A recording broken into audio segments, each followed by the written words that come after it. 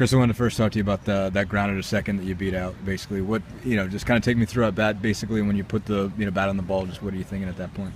I mean, there's a guy at third. I got to get him in with 2 outs. So the ball I hit kind of pulled the first baseman off the bag, and I was lucky enough to beat him back to the bag. So that's not an easy play to make, and that's just something we do is just run out hard 90s. We don't ever give the other team anything. Are you even looking up while you're running there, or are you just sort of? I bolting? just stare at the bag. I just got to get to the bag before he does. What have you ever beat one out like that before? I mean, obviously you've had infield singles in your life, but on the right side, that's tough to do. Right side infield singles are tough.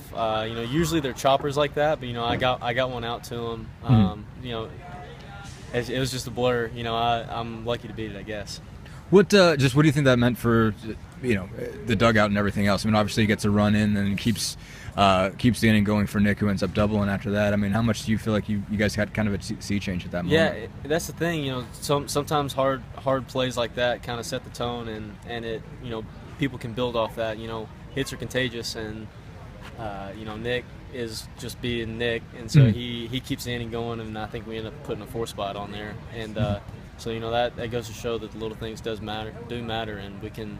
I think we've learned a lot from that this year, and hopefully keep that going over when we go down to Athens. This game obviously was reminiscent of some of the earlier sort of blowouts you guys were able to put together when you were able to just string hits together. What did it mean to get that feeling back right before, which is obviously a huge series for you guys?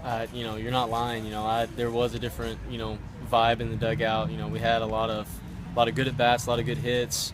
But you could just feel the energy change, and we hadn't felt that in a while. So it's good to kind of get off our knees and really put some good swings on balls and keep those driving together, and hopefully we can keep that going this weekend.